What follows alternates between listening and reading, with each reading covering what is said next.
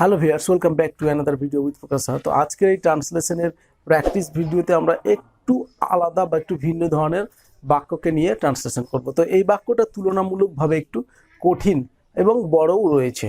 তো সেন্টেন্সটি হচ্ছে যে পাঞ্জাব, হরিয়ানা, উত্তরপ্রদেশ থেকে অন্তত 30 থেকে 40 হাজার ট্রাক্টর নিয়ে প্রায় 1 লক্ষ কৃষক ও ক্ষেত মজুর ওই দিন দিল্লি অবরোধ করবেন।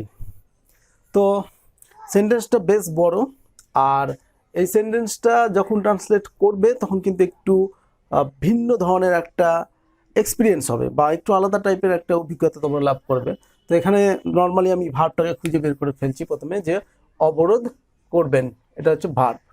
ওকে, তো এই ভার্বের উপর ভিত্তি করে এখন আমি এই পুরো বাক্যটাকে ট্রান্সলেট করে দেখাচ্ছি। তো দেখো, এই ভার্ব রয়েছে, এটা অবরোধ করবেন, আর এই অবরোধ করবেন তো এটা ফিউচারে আমরা তৈরি করব। আর এখানে আমি প্রথমত কি করব, সাবজেক্টটাকে যেহেতু নিয়ে আসবো সেন্টেন্সের মধ্যে, তো এরকম ভাবে নিব যে অবরোধ করবেন। তো কে অবরোধ করবেন বা কারা অবরোধ করবেন, প্রশ্ন করলাম কারা অবরোধ করবেন। তো এখানে উত্তর পেয়ে গেলাম যে প্রায়, এই যে এখান থেকে দেখো, প্রায় 1 লক্ষ কৃষক ও ক্ষেত মজুর, এটা আমাদের সাবজেক্ট। তো এটা আমি ফার্স্ট অফ অল লিখে ফেলি বাক্যের মধ্যে শুরুতে। তাহলে অ্যাবাউট 1 লক্ষ কৃষক, অ্যাবাউট এইভাবে লিখতে পারি 1 লাখ ফার্মার অ্যান্ড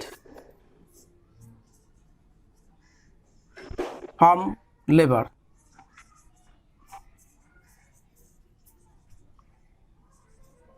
তো এটা হয়ে গেল সাবজেক্ট, যে about 1 lakh farmer and farm labours, মানে ক্ষেত মজুর হলো।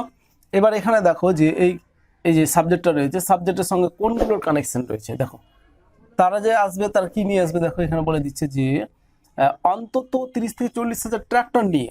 তাহলে এই কৃষকগুলি কি করবে, যখন অবরোধ করতে যাবে তখন ট্রাক্টর নিয়ে যাবে বলছে। তাহলে আমাদের এখানে এটা এইরকম ভাবে করতে হবে যে উইথ, নিয়ে, যেহেতু এখানে বলেছে নিয়ে, দেখো নিয়ে ট্রাক্টর, তো ট্রাক্টরের সংখ্যাটা কত, 30 থেকে 40 হাজার অন্তত পক্ষে বলেছে, মানে অন্তত বলেছে অন্তত 30 থেকে 40 হাজার। তাহলে অ্যাটলিস্ট, উইথ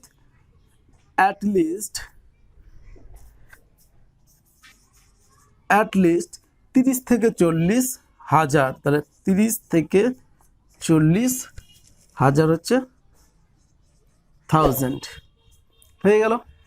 এইবার শুধু এখানেই সেটা সীমাবদ্ধ না, আবার এটাও দেখতে হবে যে পাঞ্জাব, হরিয়ানা, উত্তরপ্রদেশ থেকে।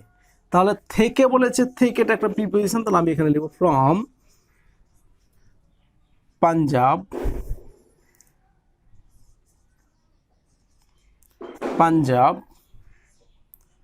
তারপর কি রয়েছে হরিয়ানা, তারপরে কি রয়েছে অ্যান্ড দিয়ে আমি উত্তরপ্রদেশ করে দিলাম।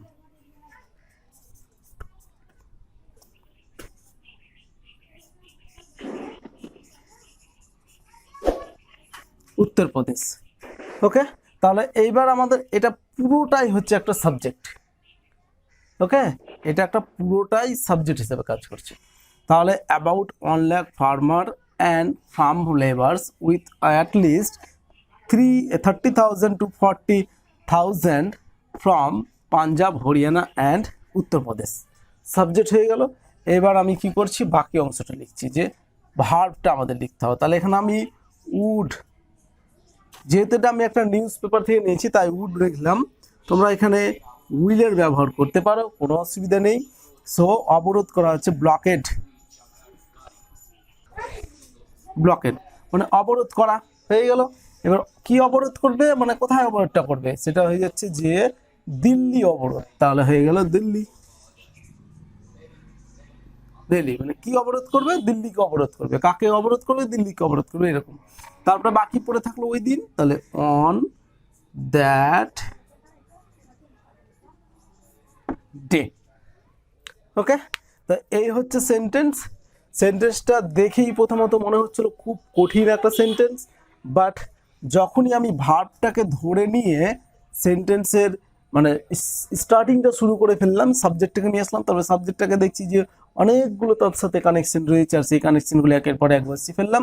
দেন অটোমেটিক ভার্ব লেভেল চলে আসলো, ভার্বের পরে সেটা বাকি দুটি অংশ ছিল পড়ে আর দুটি অংশ লিখে ফেললাম। ওকে, তো এইরকম আমি আরও একটা ট্রান্সলেট তোমাদের জন্য দিচ্ছি, তোমরা চেষ্টা করো, অবশ্যই হবে। তো ভিউয়ার্স, এই হচ্ছে সেন্টেন্সটা যে কেন্দ্রের নয়া কৃষি আইনের বিরোধিতায় দেশের 450টিরও বেশি কৃষক সংগঠন আগামী 27শে নভেম্বর দিল্লি অবরোধ করার হুঁশিয়ারি দিয়েছে। তো এই সেন্টেন্সের মধ্যে দুটি ভার্ব রয়েছে। ভার্ব দুটি হচ্ছে যে একটা হুঁশিয়ারি দিয়েছে আর একটা হচ্ছে অবরোধ করার। এই দুটি ভার্ব, তো এই দুটি ভার্বের মধ্যে মেইন ভার্ব হচ্ছে কোনটা? এইটা। এই ভার্বটা যদি আমি না বলি বাক্যের অর্থ কোনো মতেই সম্পূর্ণ হবে না। আর এই ভার্বটা হচ্ছে যে যদি না বলি তবুও বাক্যের অর্থটা সম্পূর্ণ হবে। ওকে, এখন এই বাক্যটাকে ট্রান্সলেট করতে হলে তোমাদের যেটা করতে হবে যে এখানে হুঁশিয়ারি দিয়েছে, প্রেজেন্ট পারফেক্টে তৈরি করবে এটা। আর এখানে তোমরা একটা জিনিস ভালো করে বুঝে নাও, সেটা হচ্ছে যে ছোট ছোট অংশগুলো কিন্তু অনেকগুলো রয়েছে। তো কেন্দ্রের নয়া কৃষি আইনের বিরোধিতায়, বিরোধিতায় হচ্ছে একটা প্রিপোজিশন, তাই আমরা এখান থেকে এইটুকুটা অংশকেই একটা কি করলাম, সংক্ষিপ্ত শব্দ মানে ফেসে তৈরি করে ফেললাম। কেন্দ্রের নয়া কৃষি আইনের বিরোধিতায় যেমন হচ্ছে এখানে ইংলিশটা যে এগেনস্ট মানে হচ্ছে বিরোধিতায়, the centre's new agriculture act, এটা হয়ে গেল। দেশের মানে দেশের বলতে মানে দেশের মধ্যে, তাই হচ্ছে ইন দ্য কান্ট্রি 450টিরও বেশি কৃষক সংগঠন, এত দূর পর্যন্ত হবে 450টিরও বেশি কৃষক সংগঠন, তাই হচ্ছে 450টিরও বেশি কৃষক সংগঠন, মোর দ্যান মানে বেশি 450টির, এই যে মোর দ্যান 450 ফার্মার্স অর্গানাইজেশনস হয়ে গেল। এবার হচ্ছে কি যে আগামী 27শে নভেম্বর, আগামী 27শে নভেম্বর, তো এটা হচ্ছে যে অন দ্য নেক্সট বা কামিং করতে পারো, অন দ্য কামিং নভেম্বর 27, যে কোনো একটা করলেই হবে। আর দিল্লি, তো দিল্লি একটা শব্দ মানে দিল্লি বসে যাবে। অবরোধ করার এটা হচ্ছে যে টু ব্লকেট, টু ব্লকেট মানে হচ্ছে অবরোধ করা। আর হুঁশিয়ারিটা ভার্ব, আর হুঁশিয়ারি হচ্ছে থ্রেটেন্ড, তো প্রেজেন্ট পারফেক্ট করতে হবে, হ্যাভ হ্যাজ থ্রেটেন্ড এরকম হবে। ওকে, তো এই বাক্যটাকে আমি ভেঙে তোমাদের বুঝিয়ে দিলাম। জাস্ট এবার তোমাদের কাজ হচ্ছে যে সেন্টেন্সটা ঠিকঠাক রাইট করা এবং ট্রান্সলেট করে কমেন্ট করে জানিয়ে দাও। যদি কোনো ভুল থাকে বা ত্রুটি থাকে বা মিস্টেক থাকে তাহলে অবশ্যই জানাবো, আর যদি সেন্টেন্সটা কারেক্ট হয় তবু আমি রিপ্লাই দিয়ে জানিয়ে দেবো।